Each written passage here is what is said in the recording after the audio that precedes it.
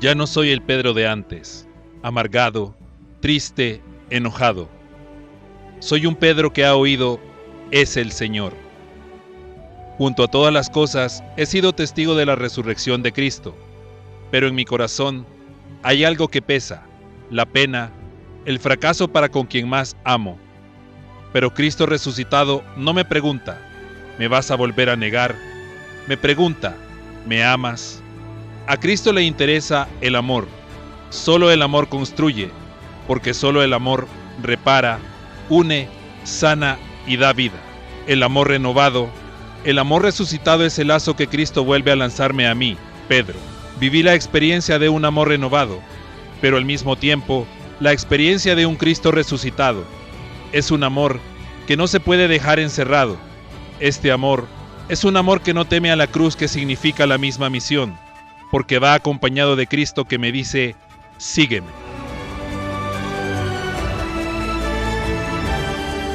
Hoy, en Personajes de la Resurrección, San Pedro.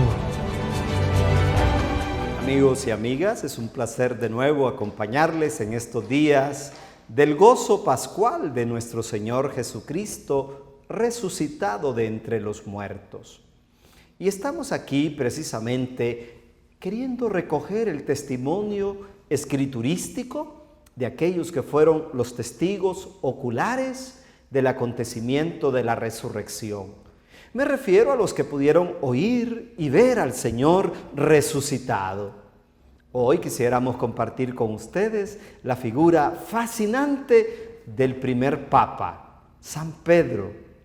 Pedro, que en las escenas de la pasión quedó ahí fraccionado y en nuestra manera de verlo un poco desilusionados por su actitud, hoy aparece tomando el liderazgo de aquel grupo de los 12.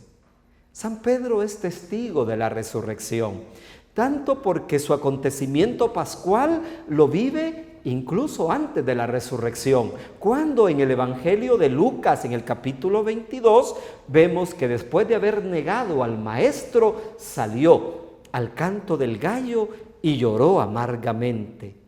La Pascua ya se había hecho vida en Pedro, porque con el arrepentimiento encontró el sentido de su propio camino cristiano en pos de Cristo.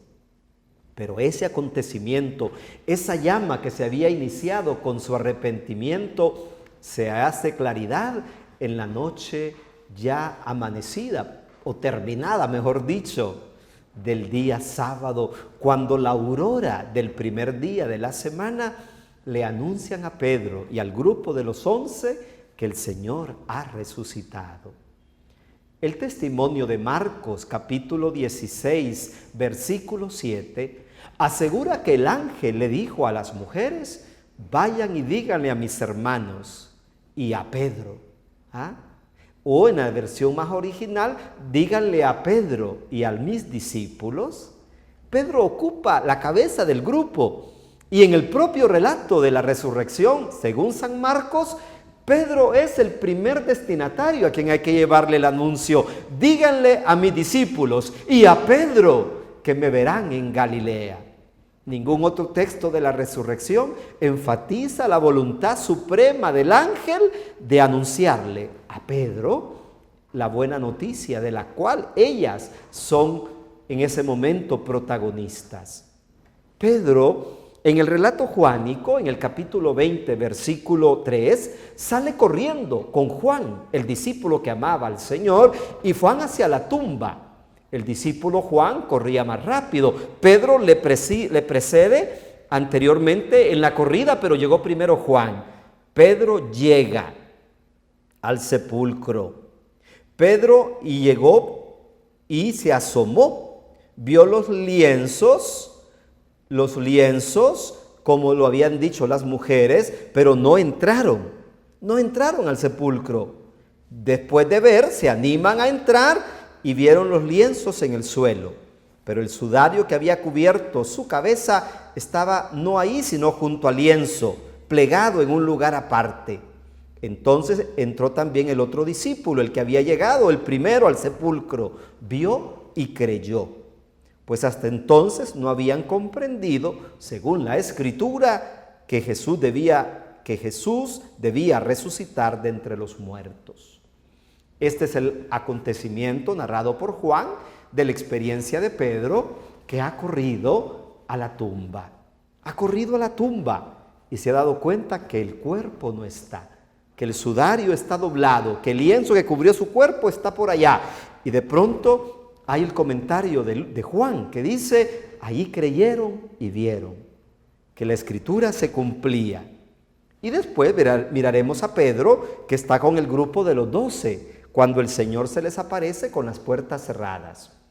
Pero el acontecimiento pascual de mayor nitidez para referirnos a la persona de Pedro es el capítulo 21, el epílogo del Evangelio juánico, cuando el Señor a la orilla del mar de Tiberíades los llama a comer. Tiene peces sobre las brasas, pedazos de pan, y los invita a almorzar.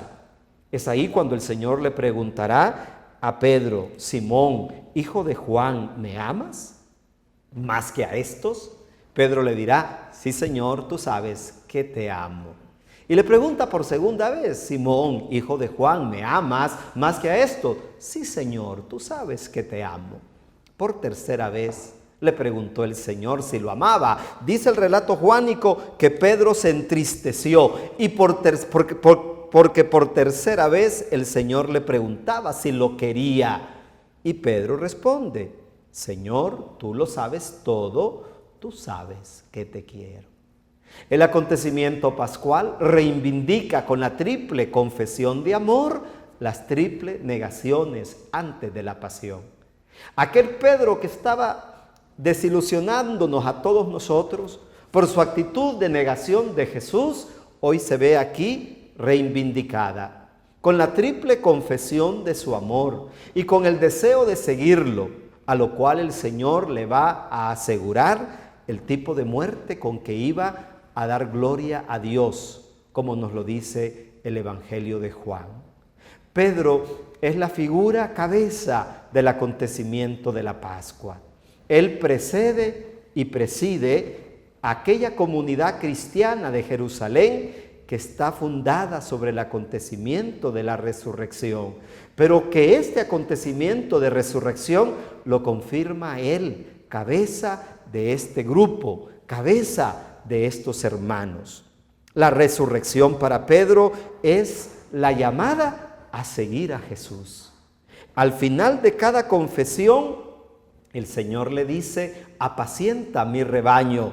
Y después que le ha indicado la manera cómo va a morir para glorificar a Dios, el Señor le añadió aquella palabra con la cual lo había llamado a la orilla del lago de Galilea: sígueme. Aquel sígueme que comenzó a hacer para ser discípulos, hoy es un sígueme para iniciar la misión, acompañando la vida de una iglesia que nace con la presencia del Espíritu Santo. Pedro es entonces un testigo privilegiado de primera mano de la resurrección. Pedro constituirá lo que ya San Pablo en la carta a los Corintios, en el capítulo 15, a quien Pablo recuerda también diciendo cómo el Señor resucitado se le apareció a Cefas, al grupo de los 12 y a más de 500 hermanos.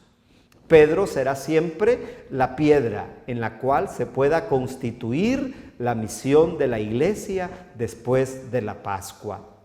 Pedro es el discípulo, el apóstol que arrepentido descubrió su propia Pascua en el arrepentimiento y en la luz que ese arrepentimiento le dio aquella noche triste de su traición ante aquellos siervos en el patio de la casa del sumo sacerdote.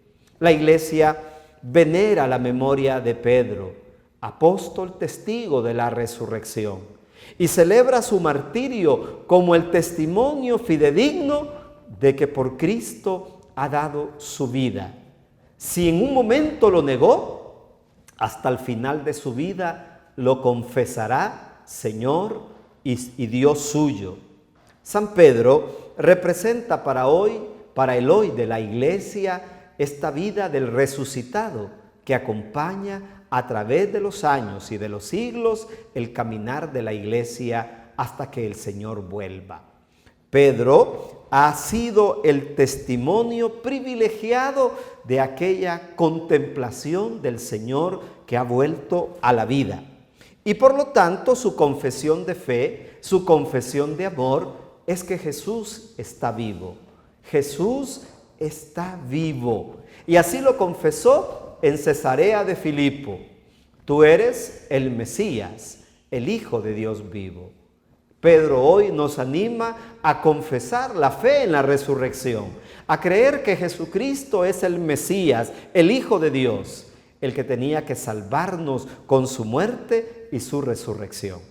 Sigamos celebrando estos días de fiesta pascual a la luz y con la compañía de Pedro, prototipo de un discípulo que cae y se levanta, y que una vez levantado ha podido confirmar siempre a sus hermanos en la única fe que sostiene el acontecimiento de la Pascua. Cristo muerto ha resucitado y es lo que de ello nosotros seguimos siendo testigos, como lo fue San Pedro.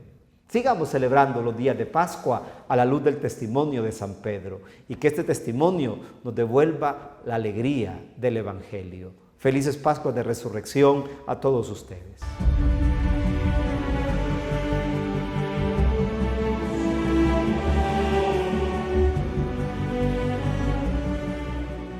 Hablar de la figura de Pedro, evidentemente, es clave para comprender el misterio de la resurrección, porque uno de los primeros testigos, y con todo respeto, quizás uno de los más interesados en la resurrección era él, dado que a él se le había puesto en el puesto de primacía, se le había colocado al frente del grupo de los apóstoles, y fue uno de los primeros en traicionar al Señor. Fue uno de los que no solo la traición fue el abandono físico, sino también la distancia espiritual, la distancia afectiva. Traicionó al maestro de una manera tal que lo negó. Claro, el sufrimiento de Pedro, nos dice el Evangelio de Lucas, que después de que cantó el gallo, se fue a llorar amargamente, amargamente. Ese adverbio, ese adjetivo, ay Dios mío, es durísimo, porque está describiendo una crisis interna. Por lo tanto, uno de los más interesados en la resurrección del Señor Jesús era él.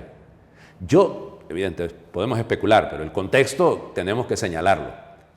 Es un amigo que ha traicionado a quien le eligió por amor, le eligió y no solo lo eligió, le confió la dirección de la iglesia, la fundación de la iglesia, y lo traicionó.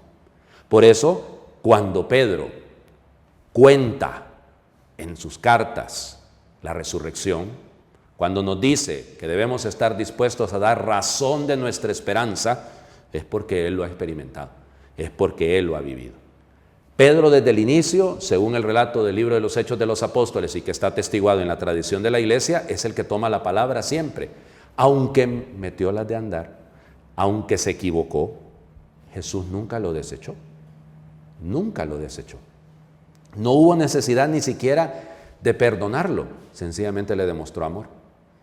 Y por eso aquel Pedro, me amas más que estos, del capítulo 21 de Juan, tiene mucho valor. En el libro de los Hechos de los Apóstoles siempre aparece Pedro, como el primero de la lista. Siempre. Igual que en el resto de los evangelios. Siempre aparecerá Pedro como el primero. Siempre. Y luego ya, a partir del capítulo 2, después de Pentecostés, el que toma la palabra es Pedro. El que hace el primer milagro a nombre de Jesús es Pedro, aquel paralítico que estaba junto a la puerta hermosa, según el libro de los Hechos de los Apóstoles. Es el primero al que se le ve evangelizando a los paganos. El caso de Cornelio, en Haifa. Por lo tanto, Pedro siempre va adelante, siempre va adelante. Ahora, ¿qué nos dice la tradición? Volvamos al contexto histórico. Pedro vivió en Jerusalén, en la primera comunidad, sencillamente, y la tradición tiene dos vías con respecto a esto. Hay dos maneras de interpretarlo. Se sabe que Pedro estuvo en Antioquía. Hay una tradición antioquena de Pedro. Pero, cuidado, la Antioquía de Siria, porque tengan presente que el nombre Antíoco y una ciudad atribuida a Antíoco son más de 40 en el antiguo Imperio Romano. Entonces estamos hablando de la Antioquía de Siria. Para que me entiendan, justamente una de las ciudades más bombardeadas, que prácticamente ya desapareció, la parte arqueológica, porque ahí está, de lo que hoy en día es Siria. Pues sencillamente se ha perdido casi todo. Bueno, volvamos. Ahí fue donde a los cristianos se les llamó por primera vez cristianos. Pablo estaba ahí. Se supone que Pedro llegó antes que Pablo. Entonces esa es una línea de la tradición. Y luego Pedro regresará a Jerusalén para el conflicto que se va a suscitar con el tema de si se debía circuncidar a los paganos que llegaban al cristianismo. O sea, para que antes de que llegasen a ser cristianos había que medio hacer los judíos. Y esa discusión, que se supone que fue alrededor del año 50 de nuestra era, pues Pedro estuvo ahí, dirigió esa reunión, intervino y contó su experiencia. Entonces, hay dos líneas. O Pedro regresó después de haber estado algunos años en Antioquía y entonces allá estuvo como obispo, es cabeza. Por eso las tres sedes petrinas, las tres sedes de Pedro son Jerusalén, Antioquía y Roma. Ahora bien, la otra línea, que es la más plausible, es la más lógica, es que Pedro llega a Antioquía después de la persecución que se suscitó en la comunidad cristiana, porque a Herodes le llamó la atención y al emperador en ese momento, al procurador romano que se llamaba Félix, le llamó la atención el controlar a los cristianos, que de esa manera pues era patada y mordida, porque resulta ser que al matar a un cristiano, usted quedaba bien con los judíos, porque los judíos estaban en contra de los cristianos, y quedaba también bien con el mundo pagano. Los cristianos estaban ahí como carne de cañón.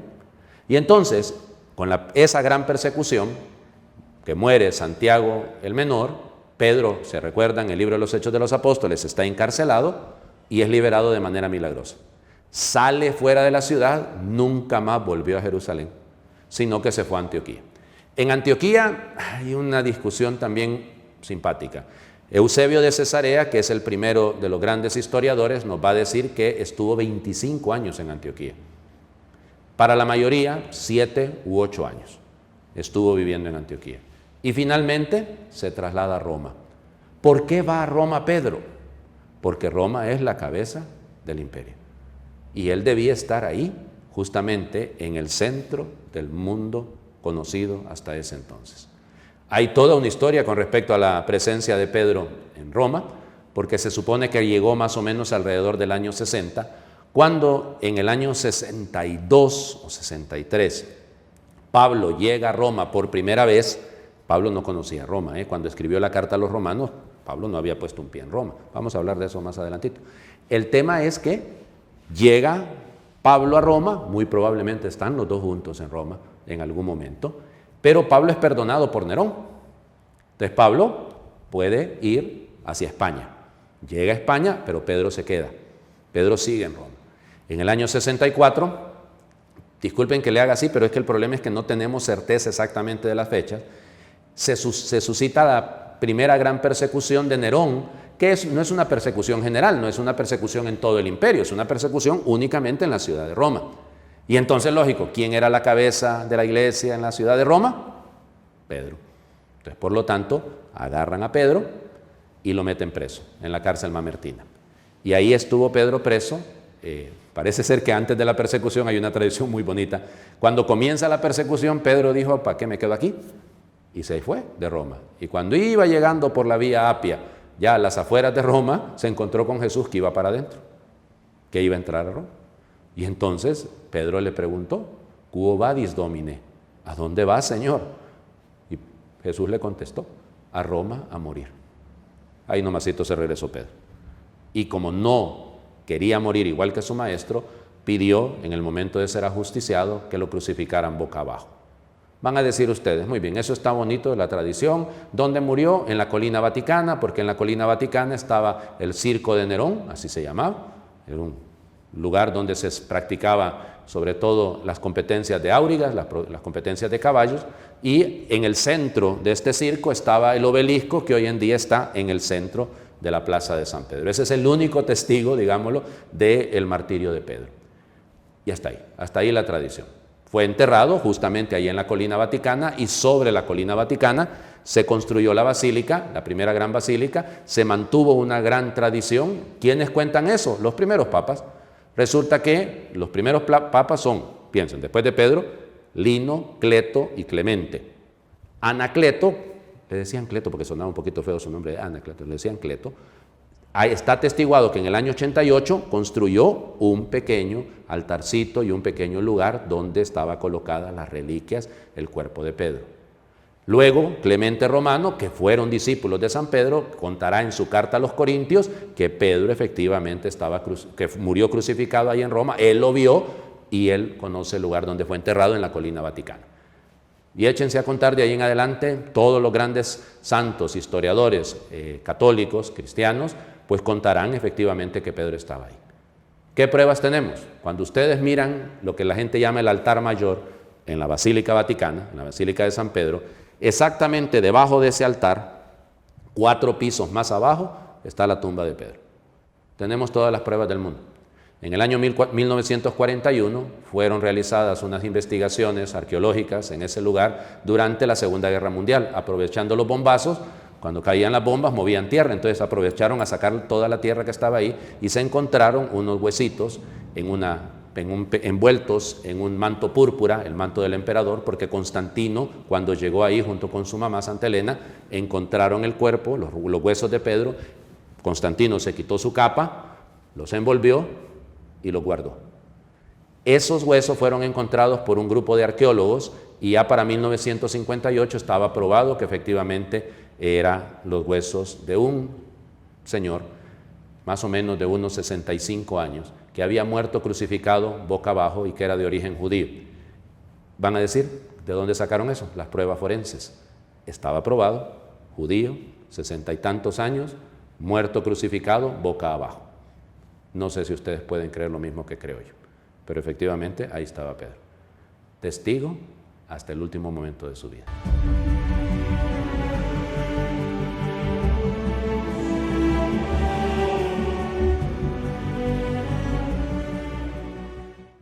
Vamos juntos a reflexionar sobre la vida de Pedro en la resurrección de Jesús. Qué importante este acontecimiento. La palabra de Dios dice que estaban los discípulos reunidos, estaban en la barca, estaba Pedro, estaban todos los discípulos, los hijos de Zebedeo, y hay algo interesante, que estaban tristes, ellos estaban desanimados, quizá ellos estaban cansados, pero ocurrió algo muy importante esa noche. Ellos estaban decididos a pescar y uno de ellos, Juan, el discípulo más querido por Jesús, pudo observar en una orilla que había alguien no inusual sentado en la orilla de ese extenso mar. ¿Y saben quién era? Esa persona les dijo, muchachos, echen las redes a su derecha. Y ellos tal vez se preguntaban, pero ¿por qué esta persona nos dice esto? Si ni siquiera tiene la experiencia que nosotros tenemos y hemos estado toda la noche. Y ellos la echaron y más bien ocupaban más fuerza, ocupaban más ánimo, ocupaban más hombres porque aquella red venía cargada de peces. Se quedó Juan observando a aquella persona que les había dicho que echaran las redes. Y él pudo ver algo muy importante y le dijo a Pedro, Pedro, es el Señor. Se quedaron ellos admirados, se quedaron ellos estupefactos, se quedaron ellos maravillados. Muchas veces así pasa en nosotros. Ustedes en este segmento ya han escuchado esta parte histórica, esta parte bíblica de esta narración de Pedro en la resurrección de Jesús. Yo quiero compartirles lo que significa este momento. Así nos pasa a nosotros, los laicos, los cristianos. Cuando encontramos a Jesús, cuando descubrimos que Jesús, cuando alguien nos dice, es el Señor, nos encontramos maravillados, nos encontramos felices, porque ese primer amor, porque ese Jesús resucitado ha venido a nuestras vidas. Ese discípulo joven, ese discípulo amado, ese Juan le dijo a ese discípulo, tal vez duro, pero tal vez activo, Pedro, es el Señor. Y es el llamado y es la vocación para nosotros, es el servicio para nosotros seguir a ese Señor. Qué bello es, queridos hermanos, encontrarnos nosotros con un Cristo resucitado. Esos discípulos estaban en la barca tristes, estaban cansados. Muchas veces nosotros estamos en nuestra vida tristes con nuestros problemas, con nuestras ataduras, con nuestro pecado. Pero cuando encontramos a Jesús, realmente nos sentimos lo mejor. Pero estamos hablando de esa experiencia de Pedro en la resurrección. Cristo les quiso decir a partir de ese momento, a partir de ese encuentro, ustedes son criaturas nuevas. Ustedes ya su rostro no tiene que reflejar la tristeza. Me han conocido a mí resucitado y tienen que ser criaturas nuevas. Pedro antes era un señor o un tipo o un muchacho amargado, estaba triste, estaba enojado. Desde que vio a Jesús en la orilla, fue el primero que quiso tirarse de la barca, no importa si se mojaba o no importa si le tocaba nadar, porque él quería tal vez salvar su situación ante la negación en aquel jueves. Él se sentía triste porque él sentía que le había fallado a Jesús. Pero qué bueno ese momento donde inicia este proceso, esta experiencia de Pedro con Cristo. Hay un aspecto que Pedro venía guardando, que le producía esa tristeza, es esa negación del Jueves Santo. Él tenía encerrado este acontecimiento con muchas llaves, porque no quería recordarlo. Se sentía triste, se sentía muy mal. Pero Jesús le dice, aquí no ha pasado nada, tráiganme los peces. Y Pedro fue el primero, el que se bajó de la barca a buscarlo, porque quería quedar bien con ese amado. Así muchas veces, queridos hermanos, nos sucede a nosotros, que una vez que nos encontramos con Jesús, Él nos propone un camino nuevo, no un camino del pasado, no un amor del anterior, no un amor antiguo. Él nos propone un verdadero camino, un camino de felicidad, un camino donde no vamos a estar tristes. Jesús resucitado le propone a usted, me propone a mí en este día, que dejemos ese amor viejo, así como cuando Jesús le preguntó a sus discípulos, ¿quién soy yo para ustedes? Y Pedro, que siempre muy animoso salía adelante, les dijo, eres el Hijo de Dios. En la sinagoga de Cafarnaúm también Jesús hizo muchas preguntas y Pedro siempre les haría adelante. Pero una pregunta que a mí me llama mucha la atención y que siempre me ha hecho reflexionar cuando le dice, un jueves por la tarde le preguntó, uno de ustedes me va a entregar. Pedro saltó, casi como enojado. ¿Sabes que tú, le dice Jesús a Pedro, me negarás 3 veces? Y las palabras de Pedro fueron profundas, pero también fueron hasta inmaduras, porque no sabía qué era lo que iba a pasar. Yo antes daré mi vida que negarte a ti. ¿Y qué fue lo que hizo Pedro? Ustedes ya lo saben y ya lo hemos escuchado en las narraciones anteriores. El amor que Cristo nos quiere entregar a nosotros después de resucitado es un río que quiere desbordarse con su agua viva para cada uno de nosotros. Es el amor que cae como lluvia en nuestros desiertos. Es el amor que se derrama con alma y cuerpo sobre nuestras vidas, sobre nuestros matrimonios, sobre nuestras comunidades, sobre nuestras familias. Ya nosotros dejamos el amor viejo, el amor de nuestras propias fuerzas, de nuestro tecnicismo, de nuestra inteligencia, de nuestras pruebas. Es el amor que nace y el único apoyo de ese amor es Cristo. Y hay algo importante que yo quiero compartir con ustedes. No es el amor que nace de nosotros hacia Cristo, es el amor que viene de Él. Queridos hermanos, que esta resurrección no pase en vano, no pase como un día más, no pase como una especial y bonita vigilia pascual. No, que esta vigilia, que este paso de Jesús de la muerte a la vida deje una huella en nosotros.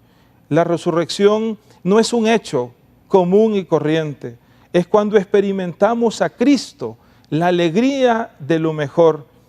Este momento de la resurrección, este momento que experimentó Pedro, le ayudará a renovar su vida, así como a nosotros. Nos tiene que ayudar a que repasemos qué es lo que anda mal, en qué podemos mejorar en nuestro caminar, en nuestras familias, en nuestros ambientes donde nosotros nos desarrollamos. Quiero decirles también y compartir con ustedes algo muy importante. Pedro se dio cuenta de algo en este encuentro con Jesús en su resurrección. Se dio cuenta de que su amor era débil. Se dio cuenta de que él fallaba como cualquiera de nosotros. Se dio cuenta de que le faltaba mucho para ser esa roca en la que en el futuro el propio Jesús confiaría. En el corazón de Pedro, queridos hermanos, había algo. Había pena, había dolor, había fracaso, porque sentía que le había fallado aquel a quien él más amaba.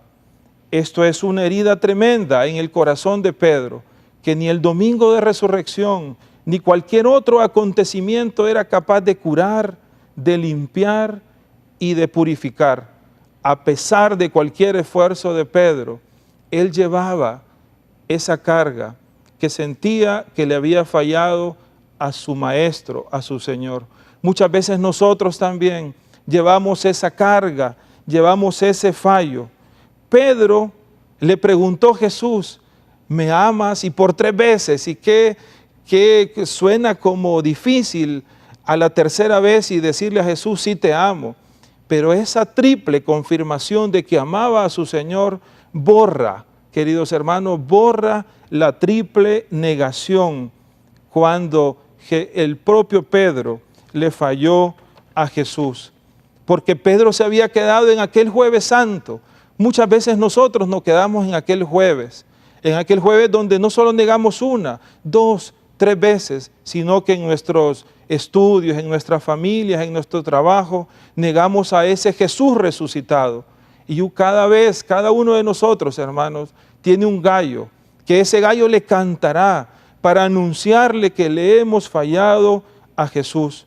Jesús no quiere que nos quedemos, Jesús no quiere que seamos cristianos, que nos quedemos atorados, enclaustrados en el jueves santo. Jesús le dice unas palabras bonitas a Pedro cuando lo llama y le dice, no lo llama para preguntarle si me vas a volver a negar, lo llama para decirle, ¿me amas? Porque a Cristo no le interesa el mal que hagamos, le interesa el bien, le interesa el amor, porque el amor construye, el amor une, el amor sana, el amor da vida. Quiero terminar con lo siguiente, que Jesús en la resurrección nos da un amor renovado. Él renovó a Pedro, por eso a Pedro le encomendó la misión de misiones. Pedro se enrolló y Pedro se llenó de todos sus temores y de todas sus dificultades por las cosas malas que él había hecho, pero esta vez Jesús quiere tirarle el lazo del amor renovado a Pedro. Como bautizados, queridos hermanos, estamos llamados a ser como Pedro, misioneros eternos. Vayamos por el camino anunciando la palabra de Jesús, reconstruyendo corazones, uniendo almas, porque el amor se reditúa, el amor se expande, el amor no se encierra en un cofre, el amor démoslo a cada uno de nuestros hermanos en el ambiente donde nos desarrollamos.